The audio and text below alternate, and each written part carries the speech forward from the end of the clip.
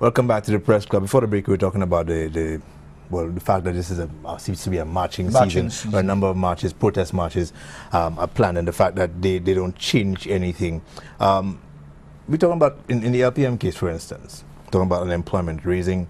The Prime Minister is very well aware of what the employment situation is, as is everybody else. I think at this point, what we need from the LPM, the UWP alike, is for concrete recommendations on how we can deal with these issues. Demonstrating, walking down the street is not going to change anything. You know, we are aware of what the employment situation is or the unemployment situation is. What concrete responses do you have or solutions? And that is what I think we have a lack of in terms of political options.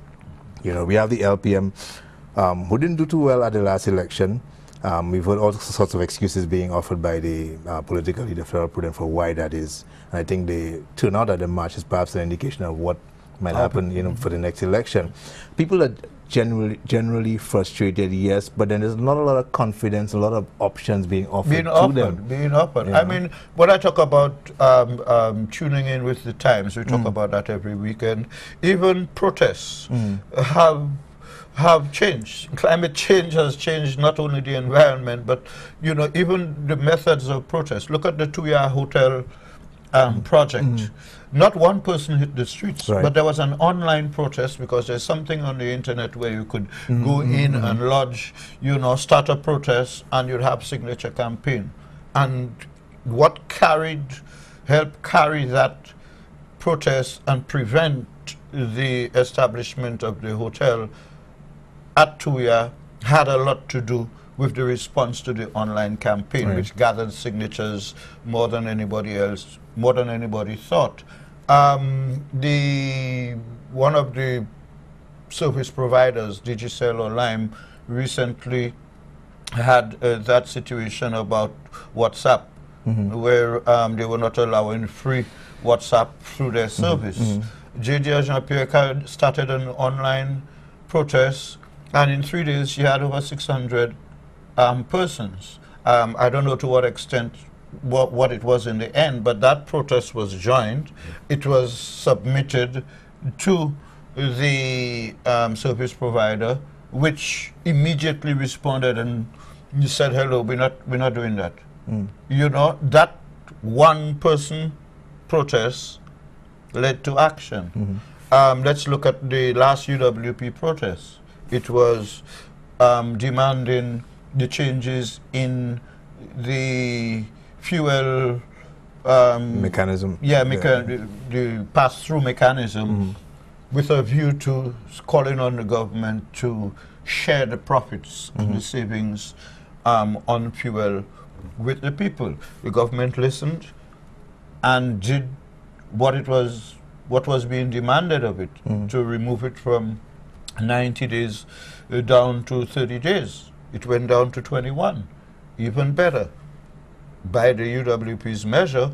But look at what has happened. You cannot plan, businesses cannot plan on their fuel allocations in advance, because every 21 days you don't know if it's going to go up or down, and sometimes in one calendar month you have 2 adjustments. So it might be helping the individual driver who from time to time will be saving 10 cents or 12 cents, but in terms of the ability of the enterprises, the industrial sector that depends heavily on fuel to plan ahead, it's chaotic. They can't. Before they had 3 months, you know, now they have 21 days. So I'm saying that the extent to which telling people to come on the road and hold up a placard, protest can be 2 things. It can be a registration of a protest, you know, a position against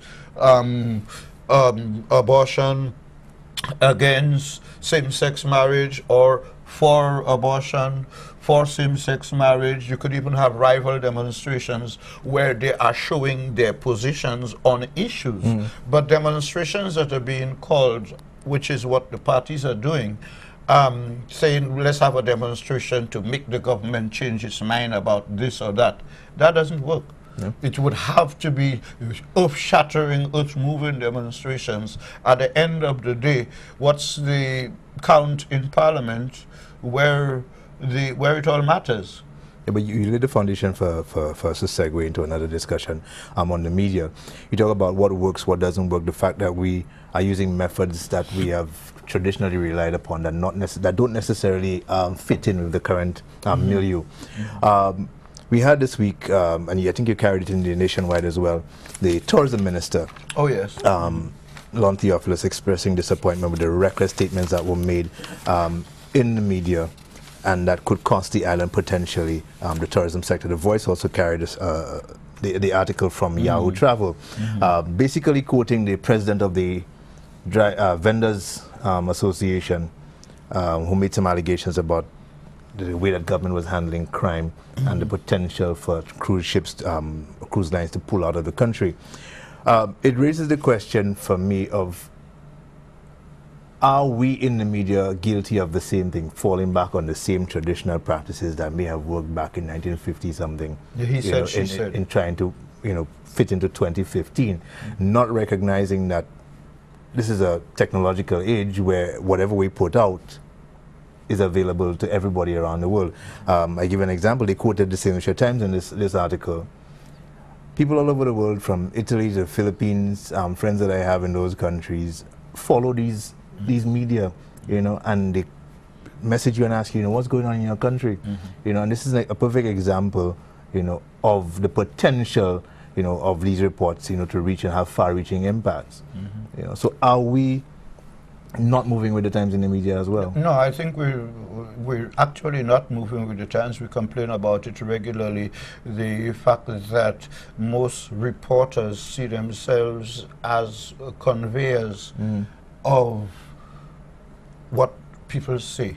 Stenographers. Yes, stenographers basically. Sorry about that. For example, I listened to I heard the clip at hand.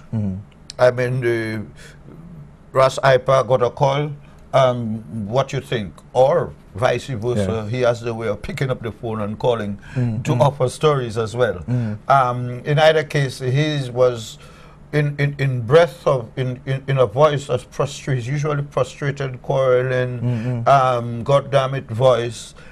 He accused the Minister of Tourism of neglecting crime in the industry and neglecting not doing his job, and accusing the government of not caring about criminal attacks against tourists, and proceeding to say what he was quoted as having said. That was picked up by Yahoo Travel,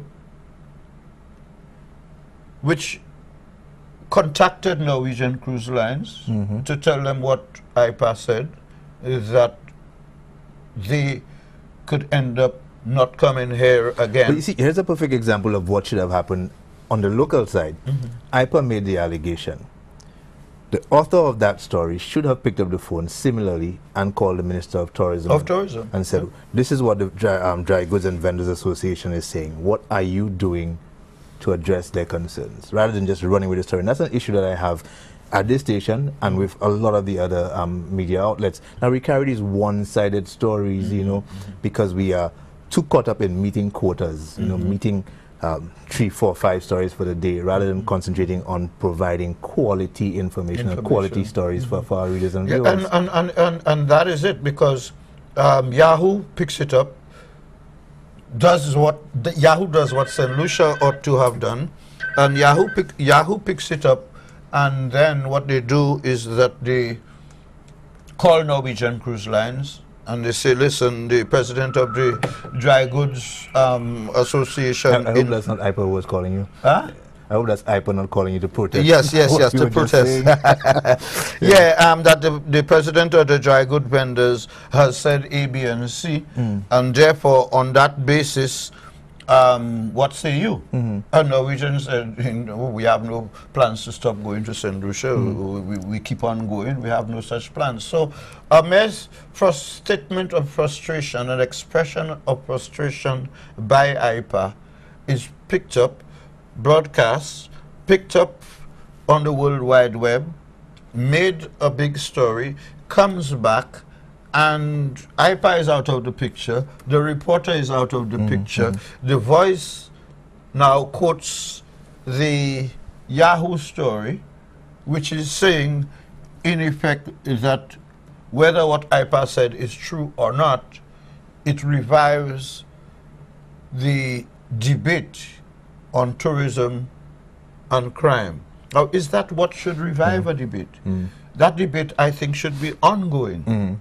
Because if our job is to protect tourism, and the media has a job to protect tourism as well, I would hope that we realize that we have a choice in protecting tourism or making it more vulnerable, you know, and stories like this make it more vulnerable.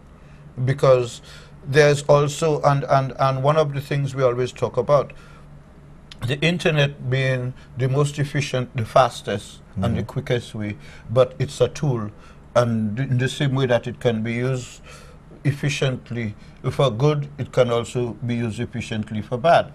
Similarly, hold that thought for a second. We're due for another break. They're coming fast and furious. We'll be right back. When we come back, we can pick up where you left off.